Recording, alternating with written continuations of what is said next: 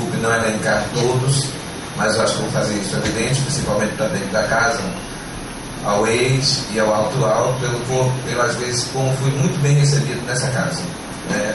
A Robson Portugal e atualmente a Mário Nogueira, que não pude naquele momento que estive aqui na discussão do 2 de julho, agradecê-los pela presença. A Messias, né? Tem mais aqui o nome, né?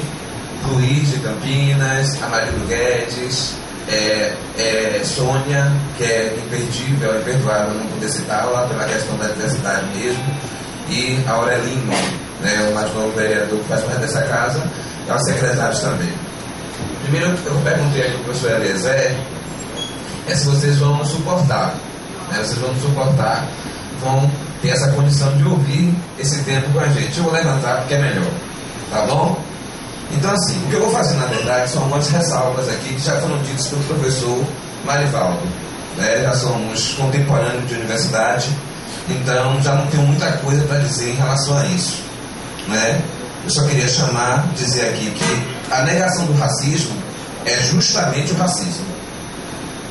O racismo, todas as vezes que alguém nega o racismo, é porque ele está presente naquele debate que pode ser que alguém quer evitar de que ele exista, porque gera conflitos. Geralmente, inclusive, o racismo ele é perigoso justamente porque ele mexe muitas vezes com questões afetivas. Ele vai para o campo afetivo, principalmente quando se estabelece nessas relações interraciais, ou seja, o envolvimento de pessoa branca com a pessoa negra, né? Então, o racismo é justamente isso. O racismo é aquele momento onde se evita debater em nome de uma suposta democracia racial brasileira que vem sendo apregoada constantemente por uma elite privilegiada. E aí, reforçando o que o professor Marivaldo disse, não se trata de uma guerra contra os brancos. Se trata do que o movimento negro chama de equidade e igualdade de direitos plenos, já que nós, como foi dito por José do Patrocínio, cada ponte, cada hospital, cada estrada, cada igreja foi construído pelas mãos e braços da população negra. Como eu disse aqui, inclusive, da última vez que eu estive aqui presente, todo o know-how e tecnologia era das populações africanas que foram meramente transformadas em escravos, tanto do ponto de vista simbólico, como foi dito pelo professor Marivaldo, como do ponto de vista humano, que deixa de ser humano quando se torna escravos. Então isso é importante que seja dito para as pessoas aqui. Teria muita coisa que eu teria que ler, né, e falar também aqui, mas eu queria fazer algumas provocações aqui em relação a essa questão. Primeiro, a questão do mito da democracia racial. Eu considero, né, inclusive isso é dito em versos em prosa, ontem mesmo assistindo um jornal na TVE, o Domici, um pesquisador italiano, aqui na Bahia, a primeira coisa que disseram é que a Bahia é um paraíso racial. A Bahia é um paraíso e que não há motivo, porque esse é o grande discurso, de que todos têm as mesmas oportunidades e que, portanto, se os negros não alcançam um determinado status na sociedade é porque são incompetentes ou despreparados. Então esse é um dos maiores inimigos, tanto dos brancos, racistas ou não, de uma elite racista ou não, como dos negros que não perceberam a necessidade de se afirmar-se como tal para combater o racismo. Só se combate o racismo quando as feridas forem tocadas. Quando o negro assumir, por exemplo, que é discriminado pela única condição de ser negro e que a sociedade não aceita qualquer tipo de projeção ou de aceitação nesse processo. Quando o Marivaldo citou a questão das imagens aqui, me chamei a coisa de atenção do que foi dito por um ex-vereador de Candeias. E aí eu olhei aqui os vereadores aqui, perdoem, viu, colegas, se sentirem assim, desse sentido de companheiros, ou pelo menos conterrâneos, ou conterrâneos. Eu jamais acharia que qualquer vereador com essas gravatas bonitas, com esse paletó bonito que estão vestidos aqui, e que não estaria diferente se eu aqui tivesse presente qualquer Câmara de Vereadores, estaria com paletós bonitos e caros, se possível, na verdade, o confundiria com segurança no Shopping Guatemi. E nem vá na sua cabeça, porque com certeza vocês serão confundidos com segurança, qualquer um de vocês, mesmo aquele de pele mais clara, né? Porque tem a questão do mestiço, como é o caso do presidente da Câmara, que eu vejo como mestiço nesse sentido, inclusive com a forte herança mesmo sertanejo, né, da região nordeste, tirando a Bahia particularmente, né, seria confundido com segurança no shopping Guatemi.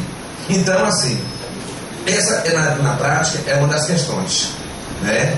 Hoje, além de conceituar, de tentar entender o que é o preconceito, paralelo ao preconceito, o que é discriminação, e segundo, de que forma que esse preconceito e a discriminação continuam a perpetuar desigualdades.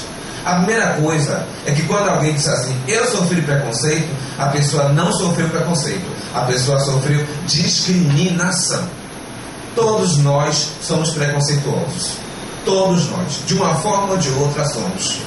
Eu mesmo sendo amado nessa cidade, por diversas vezes fui discriminado. Mesmo sendo amado, mesmo sendo considerado uma das pessoas mais competentes naquilo e no trato daquilo que faço, e eu sou mesmo, não tem problema nenhum. Acho inclusive que a população negra precisa dizer isso. Hoje o meu candidato a presidente da República não seria Dilma Rousseff. Eu votei no Partido dos Trabalhadores, eu votei no projeto político chamado Partido dos Trabalhadores, principalmente no projeto encabeçado por um nordestino chamado Luiz Inácio Lula da Silva. Mas meu candidato foi o responsável principal, o autor do projeto do Estatuto da Igualdade Étnico-Racial, chamado Paulo Paim, do Rio Grande do Sul, que me deu dor de cabeça, passei mal quando eu vi aquele rapaz em terceiro lugar, no início, no final de setembro, nas campanhas para o Senado. Felizmente conseguiu subir e ultrapassou os outros candidatos, chegando praticamente em primeiro lugar ao Senado pelo Partido dos Trabalhadores naquela cidade. Mas seria o meu candidato nesse sentido. Então, todos nós somos preconceituosos. E o perigo na questão do preconceito está, primeiro, em não reconhecer, em não saber que nós somos. Primeiro, não reconhecer. Segundo, em não saber que nós somos, porque às vezes a gente discrimina porque a gente não sabe que a gente está discriminando. Isso não quer dizer que a gente tenha que ser perdoado por isso. Por diversas vezes eu negocio, às vezes dou porrada. Sala de aula, por exemplo, eu dou de pau às vezes, entendeu? Ou pelo menos debocho. Quem foi meu aluno aqui sabe disso no Instituto Municipal Luiz Neto. Né? Foram muitos anos. Tem vários aqui presentes, sabe que nunca permiti nenhum tipo de preconceito, discriminação, seja ela qual fosse. Seja ela qual fosse. Porque quando a gente permite, a gente lá na frente vai ser vítima de nosso próprio veneno. Então, nesse sentido, é importante que a gente saiba, procure entender de que forma, porque o corpo fala, porque o olho fala. Eu estava ali sentado e observava cada ação dos vereadores aqui presentes. O corpo é o maior instrumento de denúncia de quem somos. Não precisa você dizer nada não. Basta olhar o corpo e o olho é o maior de denúncia, ou pelo menos de confirmação, ou de reiteração daquilo que nós estamos fazendo. E a discriminação é justamente isso. Né? E por finalizar, falando da discriminação, eu queria tocar em um ponto aqui, que é a questão das políticas de cotas.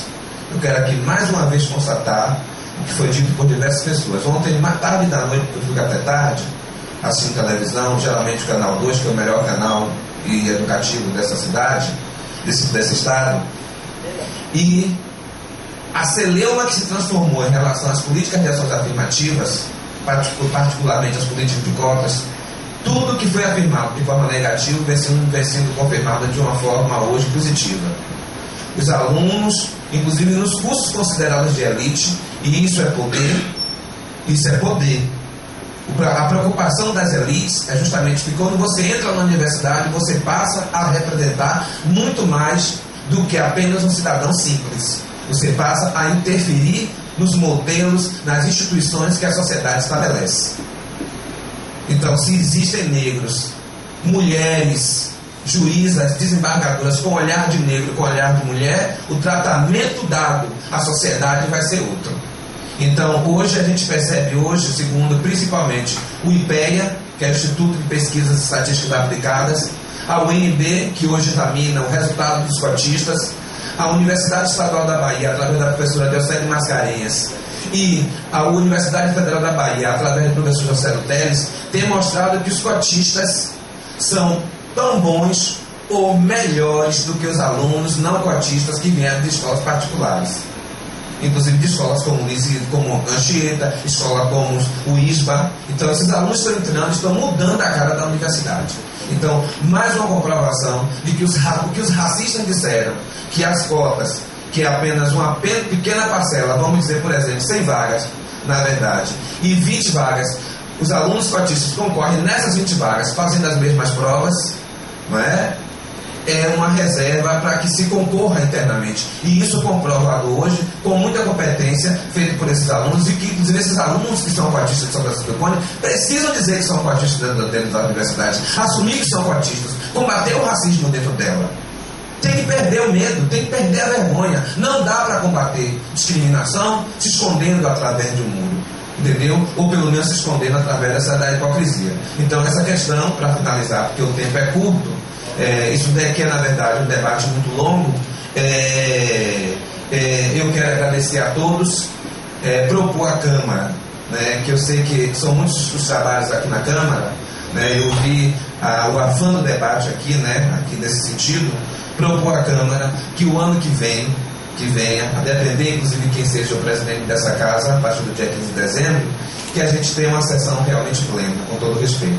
Que a gente possa ter um momento, e momentos onde a Câmara de Vereadores possa não só estar aqui presente, mas ir para a comunidade com a gente, debater nos espaços escolares. O Instituto, por exemplo, na sexta-feira vai estar debatendo sobre a questão. Vocês estão convidados para poder estar lá com a gente, serão bem tratados, terão um copo com água. Se tiver a fruta, nós lavaremos direitinho para receber vocês, entendeu? Não apenas porque são vereadores, não, viu? Mas que para ser tratados, entendeu? Então, nesse sentido, a gente precisa abrir esse leque e começar a enveredar, porque este é o momento de fazermos políticas públicas sérias que de fato possam dar visibilidade àqueles que historicamente foram discriminados, mas que mesmo assim, com dignidade, têm transformado esse país, têm transformado esse estado, têm transformado essa cidade, ou pelo menos tem que buscar nesse sentido. Muito obrigado, peço desculpa por me alongar nesse sentido, tá bom, gente? Tá bom?